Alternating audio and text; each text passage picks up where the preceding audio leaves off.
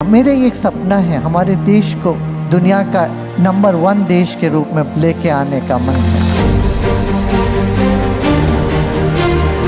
वो सपना आपको भी देखना पड़ेगा। ऐसे सपना आप जब तक नहीं देखोगे, देश को मजबूत बनाना, समाज को मजबूत बनाना, शराब, जाति भेद और झगड़े से समाज को जब तक हम दूर नहीं करते हैं, हम बटे हुए रहेंगे, कमज़ोर रहेंगे। आज आप सबको प्रतिज्ञा लेनी पड़ेगी। हम शराब की तरफ आंख उठा के भी नहीं देखेंगे, शराब नहीं छुएंगे। ये पहला प्रतिज्ञा है, हम सबको लेना है। लोगे कितने लोग लेंगे? अभी हाथ उठाए, देखिए। और यहाँ हाथ उठा के किसी ने प्रॉमिस कर लिया, बस तोड़ नहीं सकते। ठीक है, शराब छोड़ो, नशे छोड़ो। ये सबसे पहला प्रतिज्ञा। देश बर्बाद हो रहा है इसी वजह से। और दूसरी बात, एक हिंसा विहीन समाज की कल्पना में करें। तनाव विहीन, हिंसा विहीन समाज। जो भी हमारे भाई बहन इस तरह से हिंसा के प्रवृत्ति में लगे हुए हैं, उनको प्यार से खींच के ले आओ। उनका मन परिवर्तन करने की चेष्टा हम लोग करेंगे। हो जाते हैं, हमारा प्रयत्न होना चाहिए इस दिशा पे। कहीं तो घाव होगा दिल में, कहीं चोट होगी, उसका मलहम पट्टी लगाओ। देखो व्यक्ति कितना खूबसूरत है भीतर से, ये जरूरी है।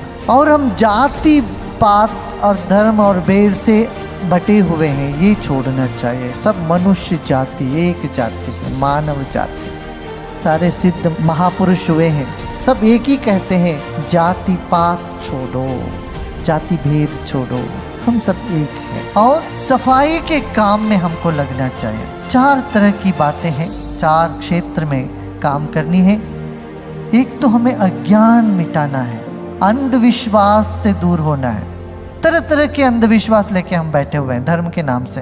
धर्म से उससे कुछ लेना देना नहीं है। तो अंधविश्वास दूर करें हम, और अज्ञान को मिटाएं। जगह जगह धर्म की शिक्षा होनी चाहिए। धर्म की शिक्षा यही है कि मानवता, दया, प्रेम, करुणा, सेवा, कर्तव्य निष्ठता, ये सब हमारे भीतर लाना चाहिए, उभरना चाहिए।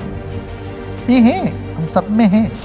ऐसा मत चलो मुझ में ईमानदारी नहीं है। ईमानदारी है हमारे भीतर, बस उसको एक थोड़ा सा एक रोशनी में लाने की चेष्टा करना चाहिए। उसको ईमानदारी कहीं छिपी हुई है, ऊपर से बेईमानी आ गई। इसलिए यदि हम सब लोग मिलकर ये प्रतिज्ञा लेंगे, आज ना हम रिश्वत देंगे ना लेंगे। जो लेने वाले बैठे हो तो मैं कहूँगा सिर्फ 1 साल के लिए आप छूट दे दो भाई, और हमारे लिए 1 साल के लिए आप मत लेना। देश के लिए त्याग करो, उसके बाद देखा जाए।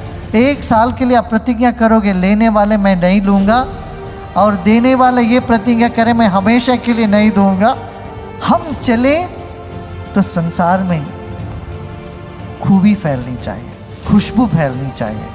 हम सब लोग यदि संकल्प करेंगे, हम एक एक आंसू पहुँचेंगे एक दिन।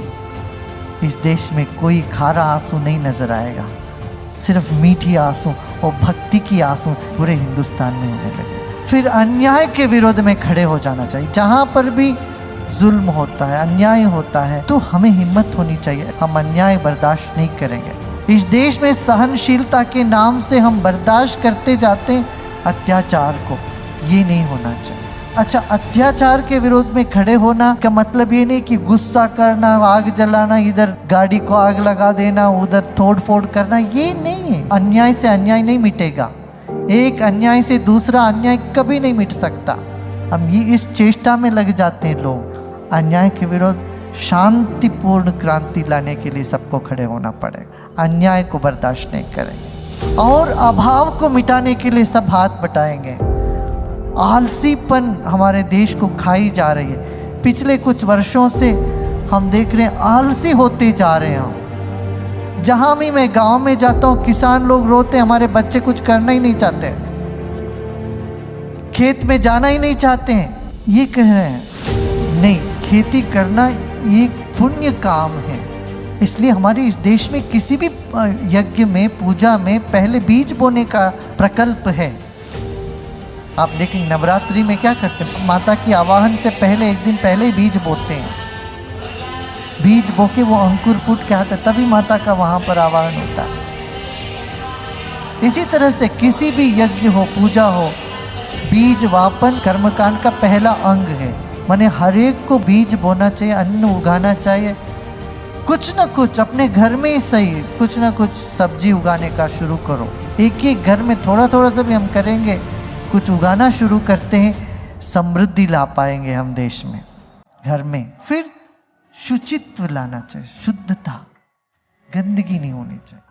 जहाँ देखो वहाँ प्लास्टिक फेंक देते हैं, कपड़ा फेंक देते हैं, कागज फेंक देते हैं, या गटर ओवरफ्लो करता रहता है और हम चलते रहते हैं जैसे कुछ भी नहीं हुआ हो। नहीं, घर के अंदर जैसे सफाई ऐसे घर के बाहर सफाई, और जैसे बाहर सफाई वैसे अंदर सफाई।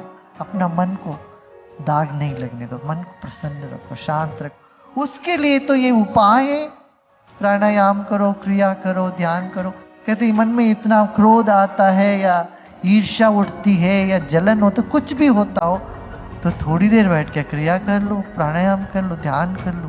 देखो कैसा चमकता हुआ चेहरा, चमकता हुआ दिल हो जाता है। आप लोग जो जो चाहते हो अपने लिए वो सब होता है कि नहीं? कितने लोगों का होता है काम? अपना काम कितने लोगों को हो जाता है? जो इच्छा करी हो मन माई, प्रभु प्रताप कुछ दुर्लभ नाई। ईश्वर कहीं आसमान में नहीं, हमारे दिल में बैठा है। और दिल को साफ करेंगे तो और ईश्वरीय संकल्प शक्ति हमारे भीतर से प्रकट होने लगेगा। हम जो चाहें वो चाहने से पहले वो काम होने लगेगा। यदि कुछ नहीं होता हो तो ईश्वर का संकल्प थोड़ा टाइम लगेगा, हो ही जाएगा। वो तो देर अबेर हो ही जाएगा, सिर्फ सब्र करनी है। देखिए कुछ बीज बोते हो तो उसका अंकुर 2 दिन में आ जाता है, मगर आम का फल बोते हो तो उसका वो पेड़ बनने में, फल देने में 2-4 साल 10 साल लग जाते हैं। इस तरह से कुछ संकल्प तुरंत होने लगता है, कुछ संकल्प जब करोगे थोड़ा सब्र करो, वो होगा पूरा। आज मैं ये आश्वासन आपको देना चाहता हूँ, आपका संकल्प यदि ठीक है, कल्याण के लिए है, जनता के कल्याण के लिए, आत्म कल्याण के लिए, वो जरूर होगा। और गुरुजी फिर हमको क्या करना चाहिए? थोड़ी थोड़ी देर बैठ के शांत होके ध्यान करो और सेवा करो। दूसरी बात, और देश के लिए सोचो।